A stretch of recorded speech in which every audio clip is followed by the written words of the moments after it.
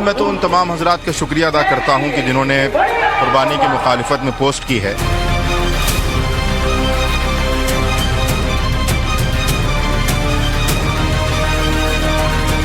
मुस्लिम बहनों और भाइयों ने जिस तरह से केक का बकरा बना करके बकरीद मनाई है, धूमधाम से मनाई है, उन सबको बधाई। कुछ लोग तमाशा शुरू कर दिया उन्होंने, मैं राजनीति नहीं कहूंगा, इसे तमाशा कहूंगा। आज देश भर में बकरीद का त्योहार मनाया जा रहा। लोगों ने नमाज के बाद एक दूसरे को ईद की मुबारकबाद दी। जगह जगह कुर्बानी की रस्म भी अदा की गई। सरकारों ने कुर्बानी के लिए कई नियम तय कर रखे थे, जिनका पालन तो हुआ, लेकिन नियमों के बीच जमकर सियासत भी। सपा के पूर्व सांसद एससी हसन तो बकरीद और दिवाली के पटाखों की तुलना कर विवादित बयान दे बैठे।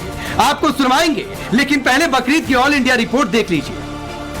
घाटकोपर की मैत्री सोसाइटी, जहां से इस बार पूरा विवाद शुरू हुआ, वहां सुबह से बीएमसी के कर्मचारी मौजूद थे। पुलिस ने सोसाइटी को छावनी में तब्दील कर रखा था।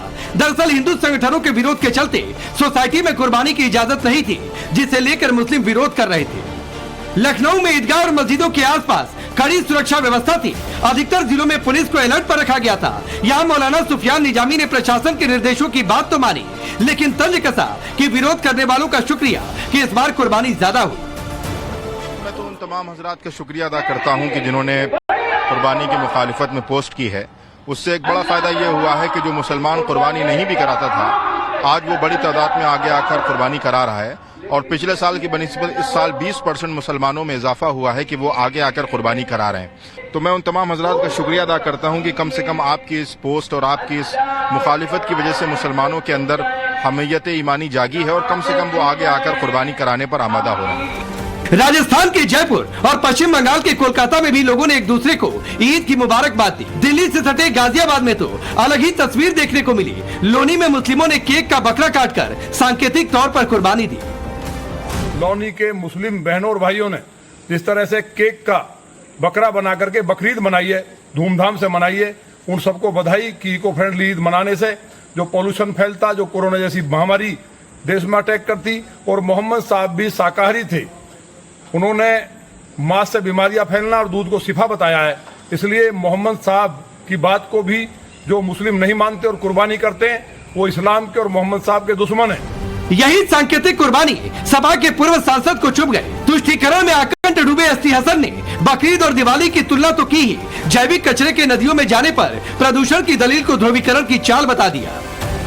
कुछ लोग तमाशा शुरू कर दिया उन्होंने, मैं राजनीति नहीं कहूंगा, इसे तमाशा कहूंगा कि केक का बकरा बना लो, कागज का बना लो और आटे का बना लो, उसे काट लो। क्या है, क्या तमाशा? क्या ये गुड़िया गुड्डे का खेल हो रहा है? ऐसे वर्चुअल के साथ वो पॉल्यूशन, क्या एनिमल से पॉल्यूशन होते हैं? क्या पटाखे छूट रहे हैं बकरा ईद के दिन?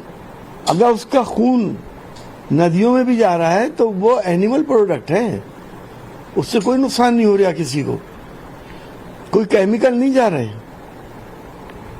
लेकिन लोगों को बदनाम करना, लोगों का एक हिंदू मुसलमान करना और वोट पोलराइज करना, ये रूलिंग पार्टी का एक सिलसिलेवार प्रोग्राम चला जा रहा है। तो क्या एससी हसन की बात का ये मतलब ना निकाला जाए कि बकरीद पर कहीं भी कुर्बानी की वो छूट चाहते हैं? सवाल ये भी कि नियमों के तहत कुर्बानी की बात पर उन्हें दिवाली के पटाखे क्यों चुभने लगे? सपा के एक और नेता आशुतोष वर्मा को नियमों की बात चुभ रही। जब तक सरकारों का हस्तक्षेप धर्मों के बीच में होगा, तब तक ये टकराव होता रहेगा। मुझे लगता है कि भारतीय जनता पार्टी या कोई भी सरकार हो, वो धर्म विशेष के चीज़ों पे अगर हस्तक्षेप ना करे और उनके जो वहाँ के लोग हैं, उनके जो मौलाना हैं, उनके जो पंडित हैं, उनको चलाने दें। सरकार अगर चलाएगी तो परेशानियां होंगी।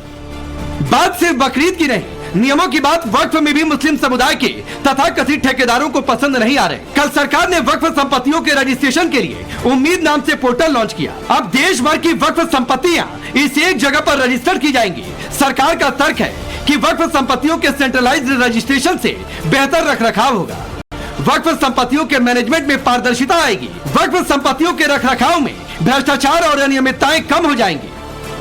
ये 3 टियर 3 टायर स्टेप्स हैं, जिसमें कहा है कि maker, checker and approval, 3 part में इसे बांटा गया है। यानी कि पहले कोई अपनी संपत्ति को दर्ज करेगा, फिर उसके ऊपर उसको चेक करेगा वक्फ बोर्ड, और चेक करने के बाद फिर अप्रूवल के लिए CWC जाएगा। यानी कि 3 टर्म में इन चीजों को देखा जाएगा। तो इससे ट्रांसपेरेंसी आएगी, ज्यादा से ज्यादा लोग अपनी अपनी संपत्तियों को, कल को कोई विवाद ना हो, 6 माह के भीतर इन संपत्तियों को, वक्फ में जो संपत्तियां हैं उनकी दोबारा से दर्ज करेंगे। और मुझे लगता है कि वक्फ बोर्ड द्वारा भी इसके लिए एक ड्राइव चलाई जाएगी। सरकार ने उम्मीद नाम से पोर्टल लॉन्च किया तो ये मुस्लिम पर्सनल लॉ बोर्ड को नागवार गुजरा। पोर्टल लॉन्च होने से पहले ही प्रेस रिलीज जारी कर मुस्लिम पर्सनल लॉ बोर्ड ने केंद्र के इस फैसले पर आपत्ति जताते हुए दावा किया कि अदालत की अवमानना है। कांग्रेस सांसद इमरान मसूद ने भी इसे सरकार की जल्दबाजी बताते हुए उसकी नीयत पर सवाल खड़े किए, जिसके जवाब में केंद्रीय मंत्री किरण रिजिजू ने 2 टूक कह दिया कि एक्ट पर कोई स्टे नहीं है और उम्मीद पोर्टल देशहित में है। मुझे नहीं समझ में आता कि ये तमाम चीजों को इतना उलझा करके या इतना जल्दबाजी कर करके ये क्या करना चाह रहे हैं। अभी सुप्रीम कोर्ट उसकी वैधानिकता के ऊपर जो रिट है उसके ऊपर सुनवाई कर रहा है कि उसके अंदर क्या क्या प्रोविजंस हैं। तो इतनी जल्दबाजी के अंदर ये निर्णय सरकार ले रही, तो कहीं ना कहीं सरकार की नीयत के ऊपर हमें शक होता है। इस देश में विरोध करने वाला कुछ तर्क तो देंगे ही, और विरोध करने वाला भी है, तो क्योंकि ये आजाद मुल्क है, हमारा लोकतंत्र है, तो बोलने में तो हम मना नहीं कर सकते हैं।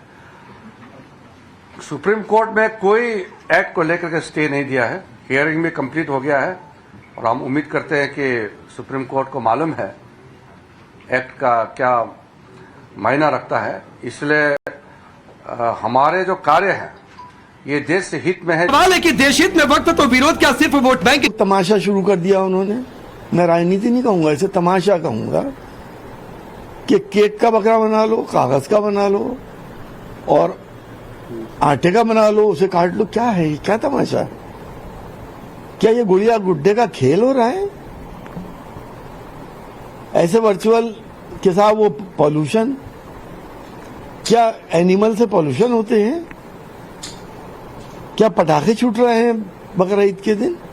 अगर उसका खून नदियों में भी जा रहा है तो वो एनिमल प्रोडक्ट है, उससे कोई नुकसान नहीं हो रहा किसी को, कोई केमिकल नहीं जा रहे।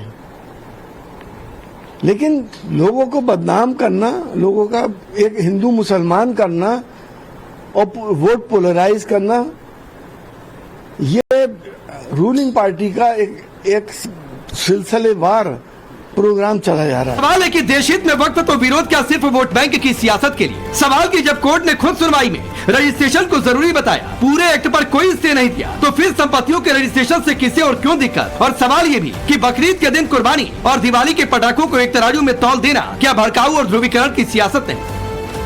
Bureau report, times now Bharat.